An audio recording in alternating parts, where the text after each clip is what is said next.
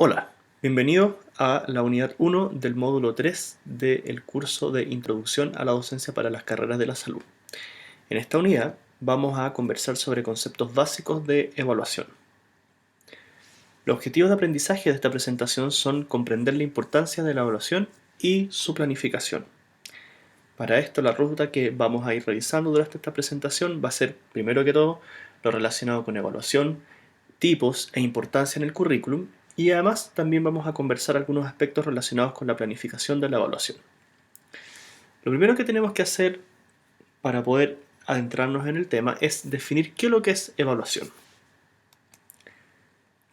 La evaluación va a ser un término general que incluye una amplia gama de procedimientos usados para obtener información sobre el aprendizaje de los estudiantes y la formación de juicios de valor relativos al proceso de aprendizaje.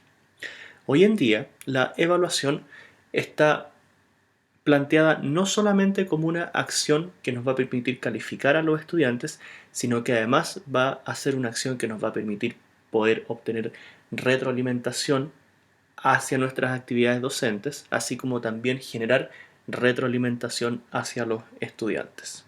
Y además va a permitir comprobar cómo está el avance de los estudiantes en relación a los resultados de aprendizajes planteados para el curso en el cual estén participando. Esta concepción actual de la evaluación se conoce como la evaluación del aprendizaje para el aprendizaje. Como está esta nueva visión de la evaluación, hay algunos principios que están relacionados con este aspecto.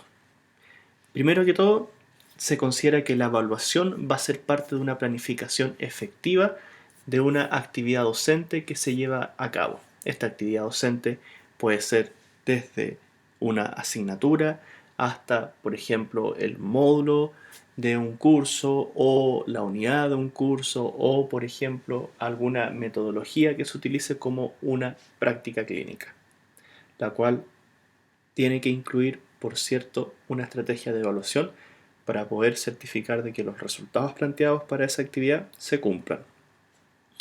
Además, esta nueva visión de la evaluación se centra en cómo aprenden los estudiantes. Recordar de que uno de los primeros aspectos relacionados con la educación centrada en el estudiante tiene que ver con cuál va a ser el rol que van a tener los estudiantes en el desarrollo de su propio aprendizaje y además cuál va a ser el rol que van a tener los docentes como facilitadores en que los estudiantes adquieran el conocimiento que se está planteando. De la misma forma, recuerden que cuando planteamos los resultados de aprendizaje, siempre los planteamos pensando en qué iba a ser la acción que los estudiantes iban a desarrollar o qué iban a conseguir cuando terminaran el curso que estaban cursando.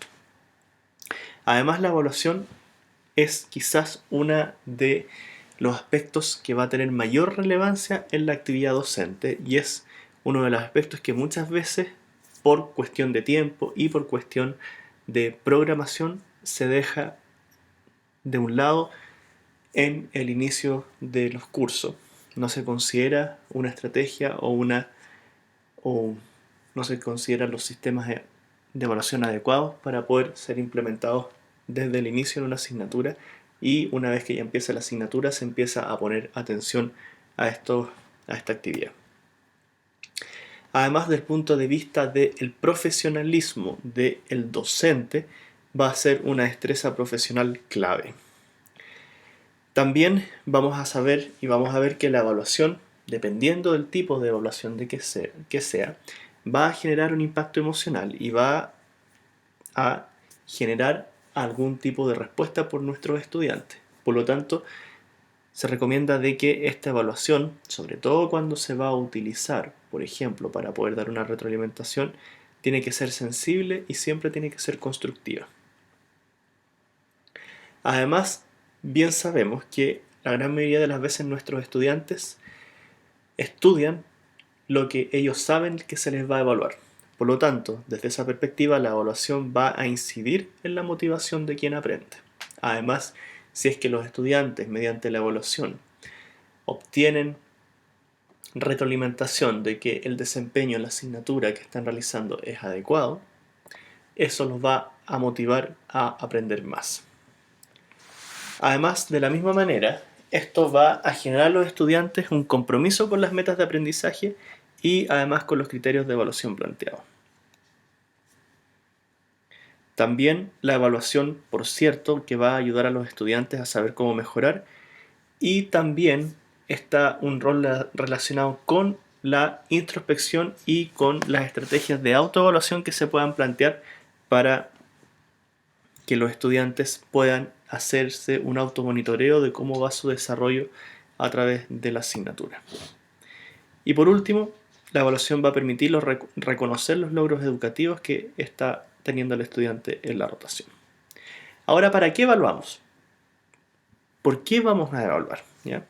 Hoy en día, tal como mencionaba, la evaluación va a ser pensada como una acción para poder verificar el logro de los objetivos por parte de los estudiantes utilizando diferentes instrumentos para esto. Además, a partir de esta acción nos va a permitir generar retroalimentación, ¿ya? Que a su vez tiene por fin entregar a los estudiantes información respecto a su desempeño en el momento oportuno y de la manera más detallada posible, utilizando los medios más adecuados para esto. Además, nos va a permitir calificar, es decir, asignar un valor numérico al rendimiento del estudiante.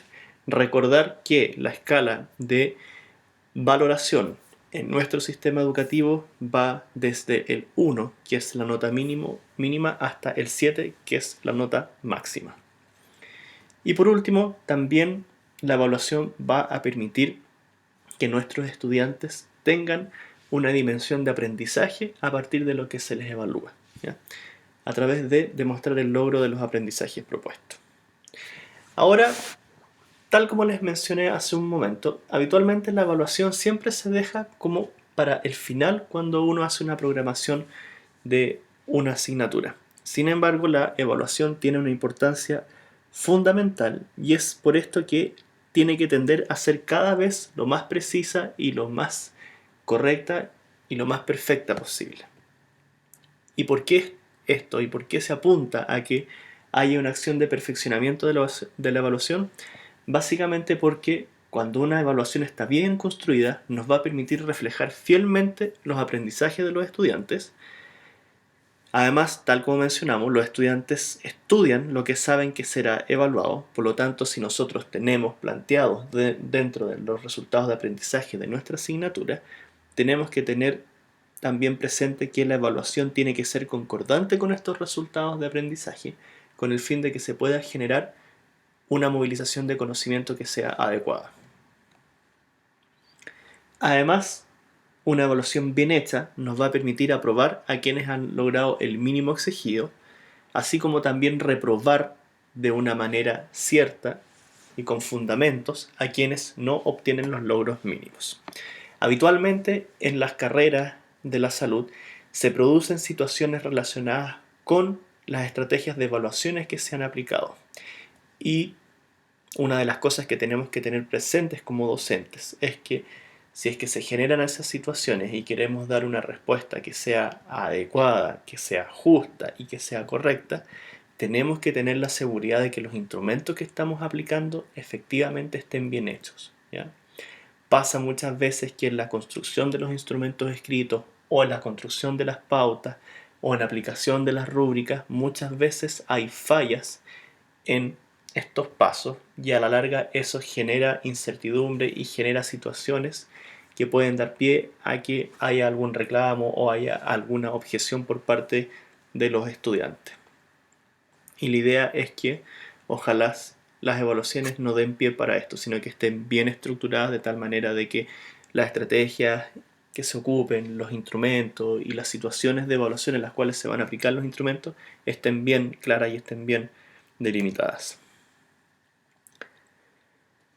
Ahora, la evaluación para el aprendizaje, haciendo un resumen y recalcando algunos puntos, vamos a ver que es parte del proceso de enseñanza-aprendizaje.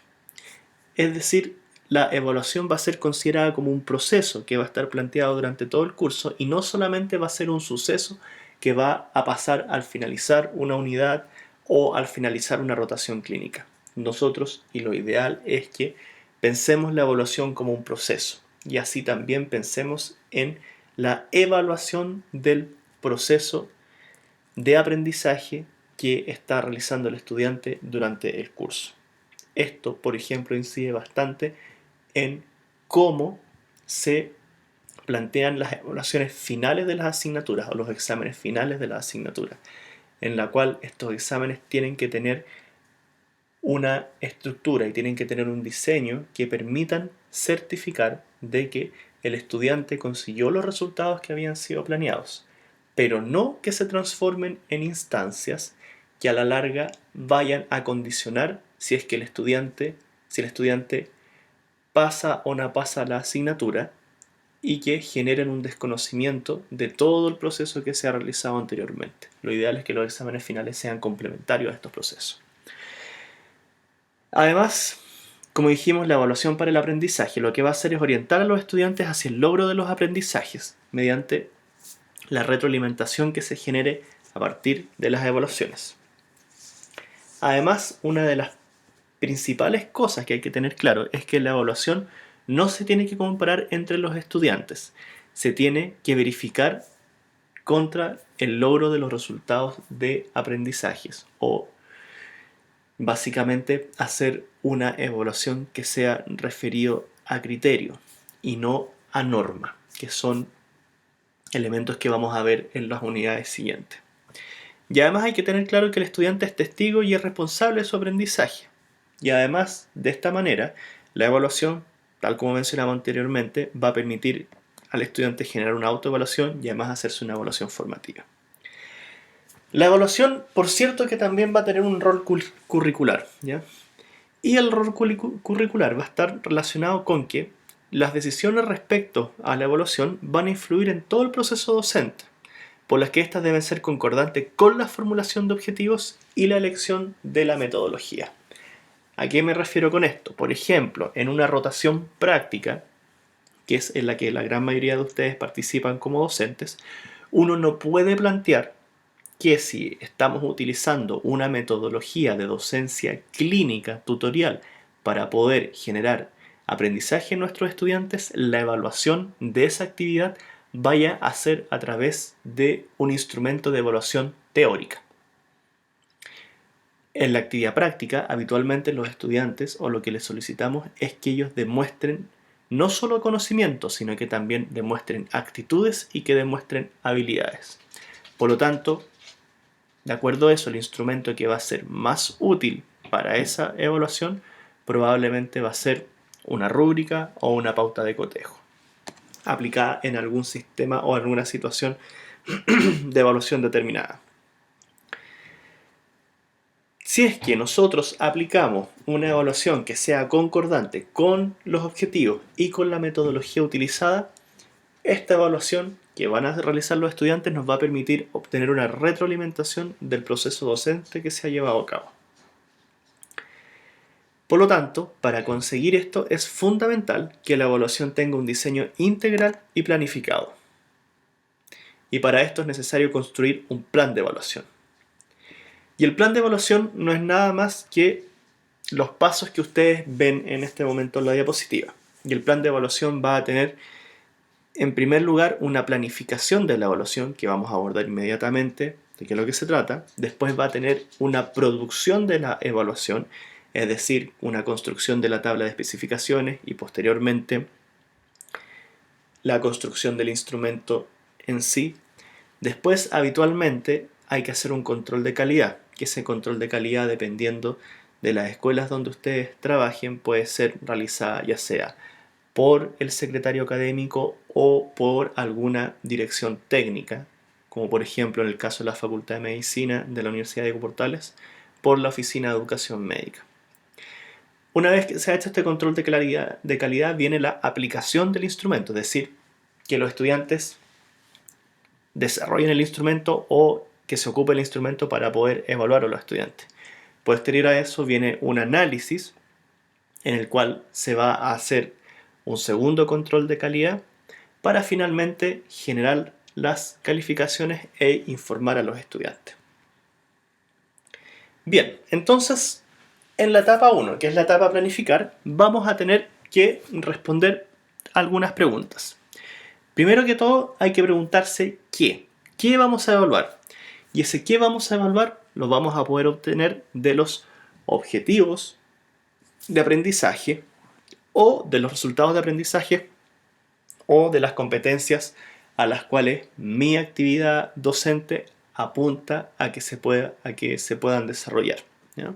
Habitualmente, lo que uno debería hacer cuando plantea una evaluación es mirar los objetivos o resultados de aprendizaje o competencias que estén insertos en el programa de asignatura para certificar que la evaluación que estoy proponiendo me va a permitir aportar al desarrollo o al logro de estos objetivos, resultados o competencias. Entonces, mencionamos, ¿cierto?, de que uno tiene que mirar los objetivos o los resultados de aprendizaje o las competencias y de acuerdo a esto decidir qué es lo que vamos a evaluar.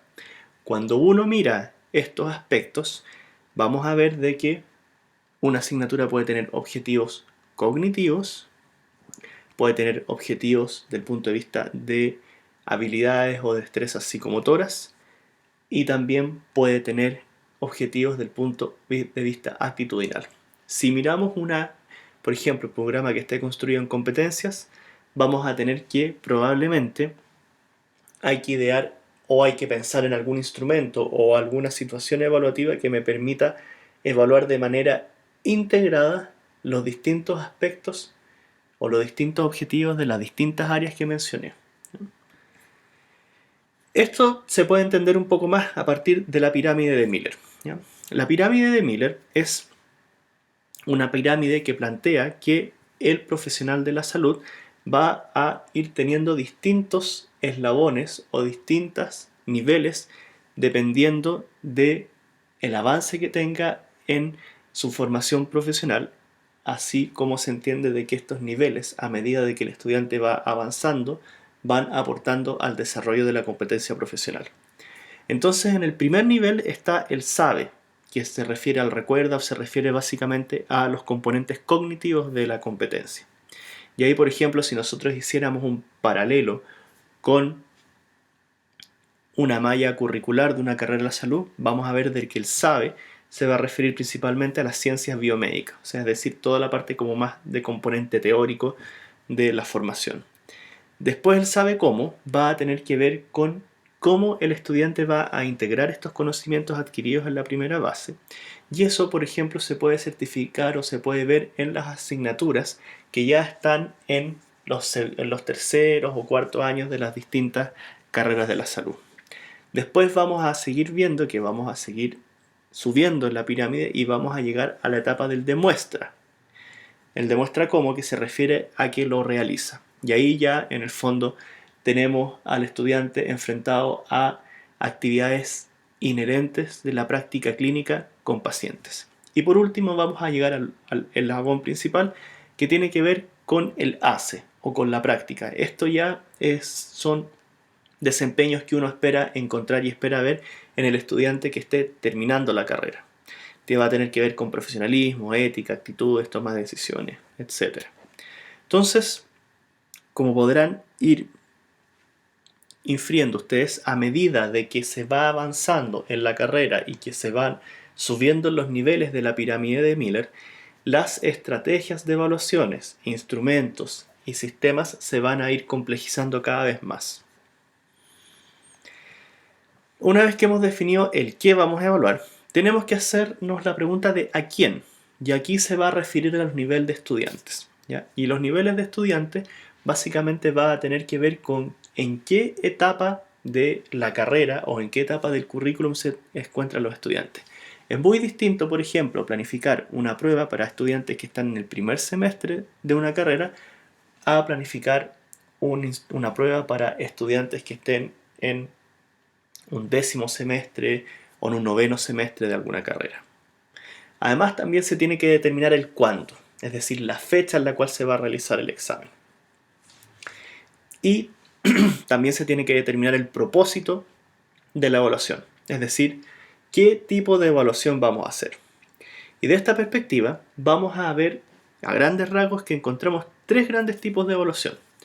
Primero está la evaluación diagnóstica, la cual es una instancia que es sin calificación para los estudiantes y habitualmente se realiza al inicio del proceso docente y nos va a permitir determinar el nivel de dominio de los requisitos del curso por parte de los estudiantes y además también cuánto saben los estudiantes del contenido del curso para hacer los ajustes respectivos a las clases que se van a realizar.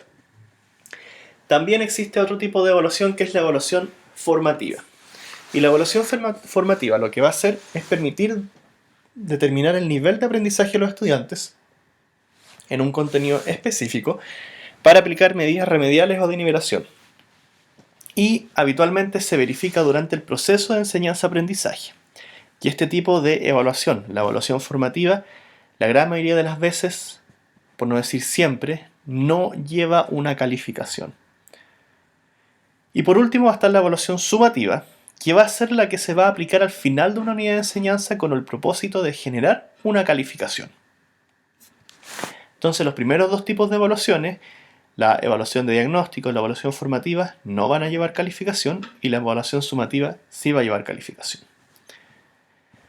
Siguiendo con nuestra planificación, vamos a llegar a la última pregunta, que es determinar qué instrumento voy a utilizar. Nuevamente hay que recordar la pirámide de Miller, desde el punto de vista de la evaluación de las competencias, y dependiendo de lo que estemos evaluando va a ser el tipo de instrumento y la situación que vamos a utilizar para poder realizar la evaluación. Entonces, por ejemplo, en el primer nivel, que era el que tenía que ver con el conocimiento más teórico, acá lo principal que se van a ocupar van a ser test de conocimiento de pruebas escritas o exámenes orales estructurados para poder determinar y para poder saber cuánto es el grado de conocimiento que van a tener los estudiantes sobre un determinado tema. Después pasamos al saber cómo, en el cual ya lo que uno tiene que tratar de ver es la parte de la integración. Por lo tanto, igual el instrumento que se puede ocupar pueden ser pruebas escritas, pero que sean pruebas escritas basadas en casos clínicos o en situaciones de salud de tal manera que permitan al estudiante integrar y poder responder de manera adecuada estas preguntas que están más dirigidas a un nivel clínico. Después viene la parte del demostrar. Y ahí los sistemas de evaluación que se ocupan habitualmente ya tienen que ver, por ejemplo, con el examen clínico objetivo estructurado, con evaluaciones a través de simulación clínica o con las evaluaciones de la práctica. Y por último, el nivel mayor, que es el nivel de hacer, habitualmente es una evaluación en la práctica. Y esta evaluación en la práctica, uno de los sistemas que más se puede utilizar es, por ejemplo, el portafolio o la evaluación en 360 grados. Entonces, durante la presentación han escuchado harto lo relacionado con instrumentos o con sistemas o situaciones de evaluación. A grandes rasgos, los instrumentos, si nosotros determinamos, van a ser 4 grandes tipos de instrumentos los cuales se van a ocupar para la evaluación en las carreras de la salud, la cual van a ser las pruebas con preguntas estructuradas y o no estructuradas, la pauta de cotejo, la pauta de apreciación y la rúbrica. En las próximas unidades vamos a ver en detalle cada uno de estos instrumentos, así como también van a estar las situaciones de evaluación. Por ejemplo, las situaciones de prueba o las parciales o los certámenes, las cuales van a ser básicamente la aplicación de lo que conocemos comúnmente como pruebas escritas. Después pueden estar los exámenes prácticos en el contexto, por ejemplo, de una rotación clínica. Después va a estar el ECOE, que les mencioné que era el examen clínico objetivo estructurado, o su sigla en inglés OSCE. Pueden haber, por ejemplo, situaciones de evaluación en un trabajo en grupo, presentación de un tema, presentación de un paciente, portafolio, informe y ensayos. Estas situaciones de evaluación pueden ser de tipo individual o pueden ser de tipo grupal. Lo que hay que tener claridad es que para este tipo de situaciones se van a ocupar siempre algunos de los instrumentos que ustedes tienen en la columna izquierda de la pantalla. Ahora, los instrumentos de evaluación tienen que cumplir con algunas características, las cuales son la validez, la objetividad, la confiabilidad y la oportunidad. Se habla de que un instrumento de evaluación va a ser válido cuando el instrumento tenga la capacidad de medir los objetivos propuestos en el programa. Es decir, mide lo que se supone debe medir. Cuando realiza eso, vamos a mencionar de que es un instrumento que es válido. Y uno de los conceptos que pueden escuchar o que pueden leer es lo relacionado con la validez de contenido, el cual va a corresponder a una muestra representativa del conjunto de objetivos del programa. ¿Y a qué va a referirse esto? Se va a hablar de la validez de contenido cuando nuevamente el instrumento mide lo que está planteado como resultado de aprendizaje. Por lo tanto, un instrumento va a ser más válido en la medida de que esté más relacionado con los objetivos que estaban planteados al inicio en la asignatura. Después se habla de la objetividad. Y la objetividad se refiere a que distintos evaluadores obtienen el mismo resultado en la evaluación de un estudiante. Además, la objetividad también se va a referir a que existe un consenso de pares en lo que se considera correcto a responder. Otra de las características está lo relacionado con la confiabilidad. Y la confiabilidad se refiere a que la información recogida por el instrumento va a ser segura y estable. Y esto se comprueba a través de lo siguiente. Los resultados obtenidos se repiten al aplicar el mismo instrumento a los mismos estudiantes en distintas oportunidades. Cuando uno realiza eso, va a hablar de que un instrumento va a ser confiable. Y por último está la oportunidad en la evaluación, lo cual se define que la evaluación va a ser oportuna cuando se aplica en el momento adecuado. Y se va a relacionar a su vez con la oportunidad en la entrega de resultados, es decir, que se aplique el instrumento de evaluación, pero que además la retroalimentación y la entrega de los resultados sea en un periodo que sea adecuado, ¿ya? Habitualmente lo que se espera es que se aplique el instrumento y en un plazo no mayor a 14 días, incluso menos, los resultados ya se han informado a los estudiantes. Bien, entonces esta primera etapa, que era la de planificar, ¿cierto? Revisamos qué es lo que hay que evaluar, a quiénes hay que evaluar, cuándo se tiene que evaluar, cuál es el propósito, o es decir, el tipo de la evaluación, y el instrumento, cuál se va a ocupar. Pasaremos ahora a mencionar un par de cosas relacionadas con la etapa de la producción de la evaluación.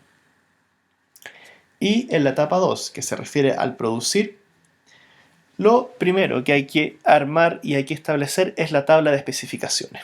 Después hay que hacer la construcción del instrumento y por último diseñar la prueba o instrumento y el armado de este.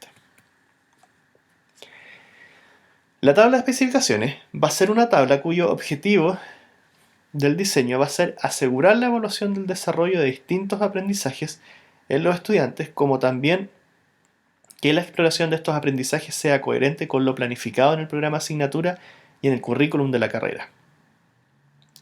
Habitualmente, la tabla de especificaciones se ocupa para la construcción de los instrumentos que nos permiten evaluar aspectos cognitivos, es decir, las pruebas escritas.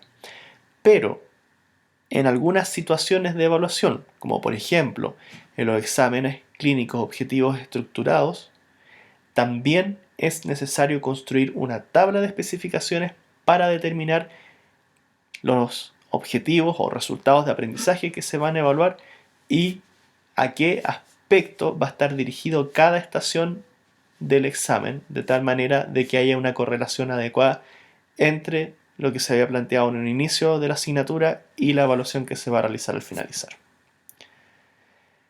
Cuando nosotros estamos construyendo una tabla de especificaciones relacionadas con evaluación de pruebas escritas, ¿ya? Habitualmente la tabla de especificaciones se tiene que hacer en base a los niveles cognitivos de la taxonomía de Bloom, los cuales los vimos anteriormente en la primera unidad del curso. Recordar que los niveles de la taxonomía de Bloom eran el conocimiento, la comprensión, la aplicación, el análisis, síntesis y la evaluación. Con el fin de poder simplificar la construcción de la tabla de especificaciones, lo que se puede hacer es resumirlos y agruparlos en las siguientes categorías. La comprensión, que va a tener que ver con el conocimiento y con la comprensión, la aplicación, que va a tener que ver con la aplicación y con el análisis, y la resolución de problemas, que va a tener que ver con la síntesis y la evaluación. Entonces, nosotros podemos construir la tabla de especificaciones con estas tres características. Y la tabla de especificaciones de un instrumento de una prueba escrita se va a ver de esta forma.